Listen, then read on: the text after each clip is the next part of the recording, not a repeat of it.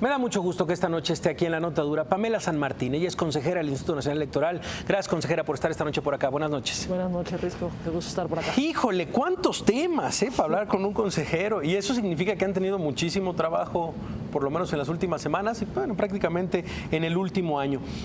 Pues platícanos un poco, ¿en qué va Coahuila? Se lo pregunta la gente. Meses después sigue la elección en el aire. ¿Cómo se explica? A ver, en Coahuila ahorita está pendiente que el tribunal resuelva, digamos, dos impugnaciones relevantes. Por un lado, la última queja que resolvimos en el Consejo General del Instituto Nacional Electoral, que fue, nosotros la llamamos la queja 141, es relacionada con algunos gastos de producción de videos en Facebook que no fueron reportados por el entonces candidato de la coalición encabezada por el PRI. Se consideró gasto no reportado, entonces se suma a los topes de gastos de campaña. Esto nos lleva al rebase de topes de gastos de campaña. Primero, el tribunal tiene que resolver si confirma o no confirma la decisión que tomamos, precisamente porque fue impugnada por el Partido Revolucionario Institucional, por el entonces candidato, y se debe pronunciar sobre eso el tribunal. Una vez resuelto eso, también tiene que resolver el juicio, digamos, en el que se impugna la validez de la elección. Entre las causas que se hacen valer, pues precisamente es el rebase de topes de gastos de campaña, que a partir de la reforma del 14, si se rebasa el tope más de 5% y la diferencia entre primero y segundo es menos de 5 puntos porcentuales, es causal de anulación de la elección. Pero, digamos, estas son las etapas que están pendientes y ahora están en manos del tribunal. Está en la pelota en la cancha del tribunal, punto. El Instituto Nacional Electoral ya hizo su parte hasta este momento. Nosotros ya terminamos todas las quejas, todas las resoluciones que teníamos a sacar en materia de fiscalización. ¿En fechas cómo vamos? ¿Cuándo tiene que resolverlo el tribunal? El 1 de diciembre es la fecha de toma de protesta del nuevo gobernador, entonces se tendría que resolver antes del 1 de diciembre. Pues eso en el tema Coahuila. La verdad es que eres una de las voces más críticas, dentro del Instituto Nacional Electoral. Y la verdad es que te pediría tu reflexión acerca de esto de las candidaturas independientes. Se ha convertido en un viacrucis para los independientes el tema de la recolección de las firmas. Hoy aparece Pedro Ferriz diciendo, pues yo le voy a dar los códigos a todos para que todos se puedan meter a la aplicación y desde... Yo ya pedí permiso en el INE y me dijeron que sí. ¿Esto es verdad? ¿Ya se puede meter cualquiera desde la aplicación si se comparten los códigos? Empezando más como una reflexión general y si quieres caemos en eso. ¿Se equivocaron el Instituto Nacional Electoral? En el tema de la aplicación yo creo que no. A ver, yo empezaría un análisis de las candidaturas independientes en el sentido de cuáles son las reglas que se establecieron en la Constitución, en la ley, para poder obtener una candidatura independiente. Es decir, empecemos por el número de firmas que tienen que recabar. Estamos hablando de que para ser candidato independiente, si vas a la presidencia de la República, tienes que recabar el 1% de la lista nominal de todo el país. Si es senador, el 2%. Si es diputado, el 2% también. De, obviamente, estado, distrito. Pero el detalle no es nada más si hablamos que son el 1% de la lista nominal. Vámonos a presidente. ¿Qué dirías? 866,000 firmas, un poco más. Pues son muchísimas firmas. Pero podemos discutir si son las firmas necesarias para poder aparecer en la boleta electoral. El detalle es que no se queda ahí el requisito. Además de tener 866,000 firmas, estas tienen que estar distribuidas en 17 entidades federativas, el 1% de la lista nominal de 17 entidades federativas. Ahí la pregunta es, ¿cómo por qué? ¿Cuál es la racionalidad de establecer una regla en la que tienes que tener una representación en 17 entidades? Se señala, no, bueno, pues si quieres ser presidente de la República, pues requerirías tener representación. Sí, nomás que hay un detalle. El día de la jornada electoral, si tú ganas y si tú tienes un voto más que el segundo lugar y todos tus votos están en una entidad federativa, ganas. Entonces, ¿por qué tendrías que tener, para poder aparecer en la boleta electoral, una representación territorial? Cosa distinta que con los partidos políticos. Los partidos políticos sí tienen una permanencia en el sistema, entonces hace sentido que tengan que tener representación en un territorio, que tengan que celebrar asambleas, y de hecho, incluso si vemos las cifras, para ser partido político requieres tener el 0.26% de las firmas. Para ser independiente, 1%. El 1%. Entonces, cuando empezamos a ver estos requisitos, pues uno diría, creo que a la luz de cualquiera razonablemente serían requisitos excesivos. Y de hecho se impugnaron estos requisitos ante la Suprema Corte. Se promovió acción de inconstitucionalidad y la Corte dijo que eran requisitos constitucionales, que eran requisitos válidos y proporcionales.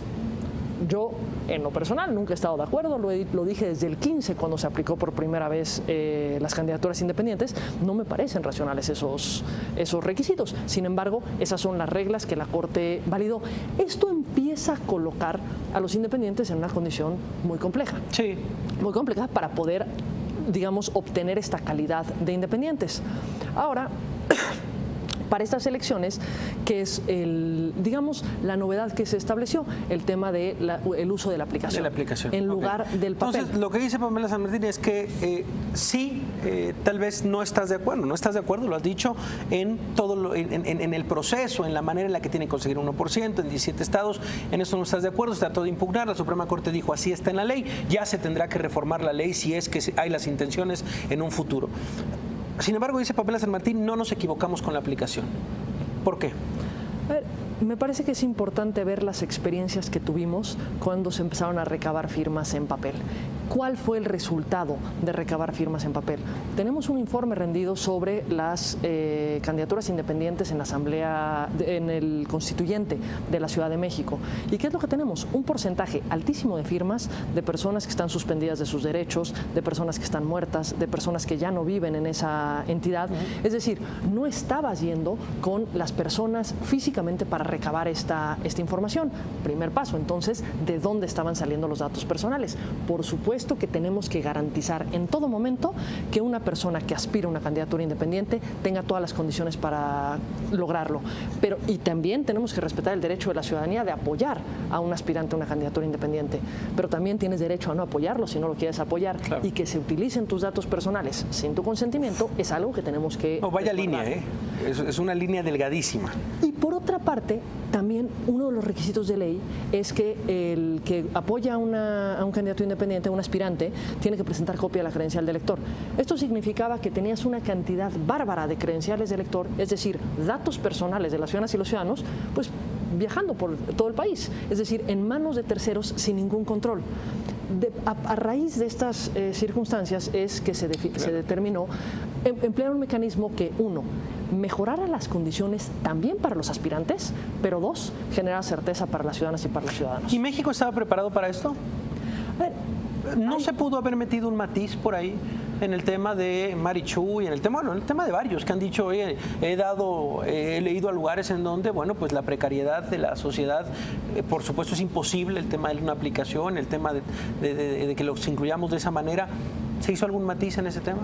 Desde que se aprobó el uso de la aplicación, se aprobaron excepciones. Y la excepción era en los municipios donde tuviéramos los índices más altos de marginación. Entonces, al no tener acceso a este tipo de tecnologías, lo que se estableció es que en esos municipios se podía, y es municipios vía CONAPO, claro, se podía recabar por medio del papel. Esto fue una de las reglas que se establecieron desde un primer momento. Y aquí creo que hay un dato que es importante tomar en cuenta.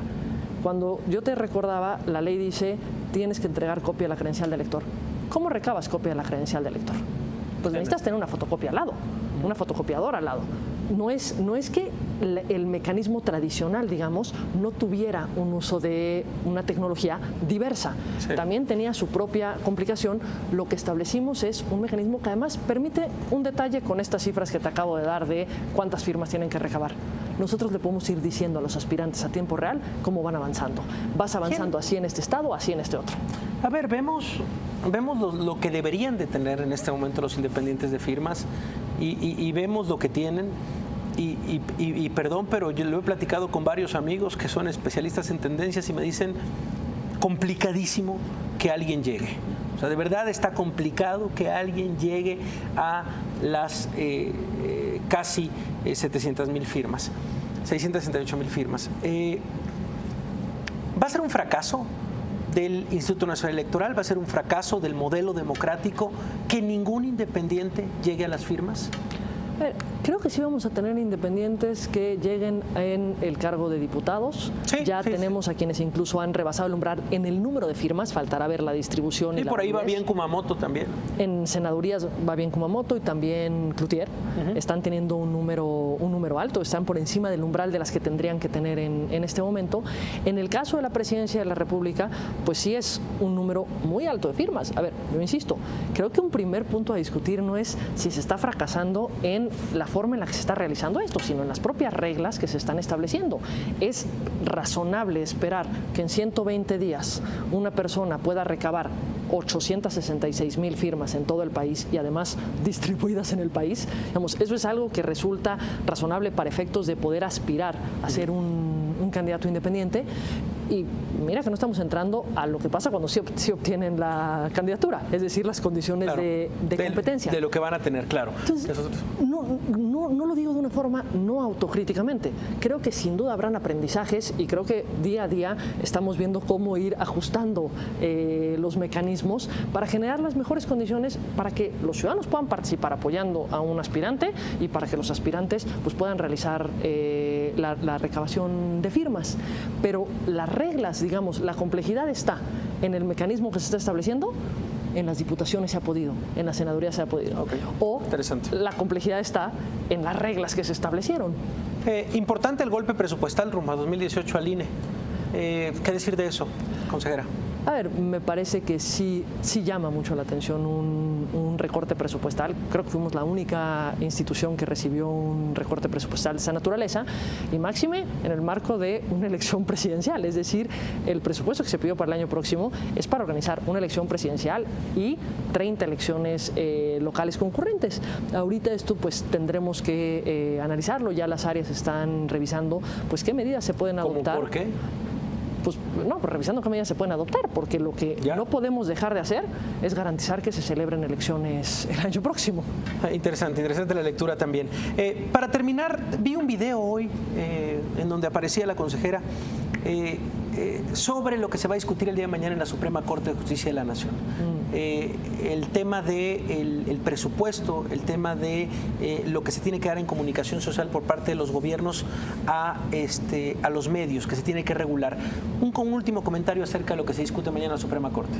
A ver, creo que es un punto muy importante lo que mañana se va a resolver en la primera sala de la Corte. Es una sentencia que más allá de la materia, que es bien relevante en sí misma, y me refiero bien relevante porque estás hablando del gasto público que se está ejerciendo en comunicación social, el gasto que realmente se utiliza para promocionar a gobiernos, para promocionar a funcionarios, etcétera, y que además se utiliza para lograr ciertas coberturas en ciertos medios de comunicación, el uso arbitrario de estos recursos, tal como se señala en el proyecto de sentencia. Pero creo que lo más relevante de esa sentencia no es la materia, es la forma en la que la Corte lo está abordando, la forma en la que el proyecto lo aborda. Me parece que la forma de abordarlo es asumirse como una Corte Constitucional que establece 3 cosas en particular. 1, ningún poder está por encima de la Constitución. Nadie en este país puede estar por encima de la Constitución. El Poder Legislativo no es la excepción, porque había un mandato constitucional expreso de que legislaran. Y si no legislaron, se tienen que sujetar a la Constitución. 2, el juicio de amparo es un mecanismo para garantizar que todos se sujeten a la Constitución, todas las autoridades de cualquiera de los poderes. Y 3, tú no puedes establecer requisitos procesales para el juicio de amparo que hagan nugatorio el juicio de amparo, es decir, que lleven a que no pueda cumplir con el objetivo que tiene, porque eso fue lo que se hizo en primera instancia en ese amparo. Qué interesante lectura y qué interesante lo que usted hará mañana en la Suprema Corte, esta resolución del magistrado Saldívar. Consejera del Instituto Nacional, Pamela San Martín, de verdad espero que sea la primera de muchas pláticas más rumbo a 2018 que esté en este estudio. Le agradezco haber venido esta noche. No, te agradezco a ti, Risco. Bueno, pues ahí está Pamela San Martín.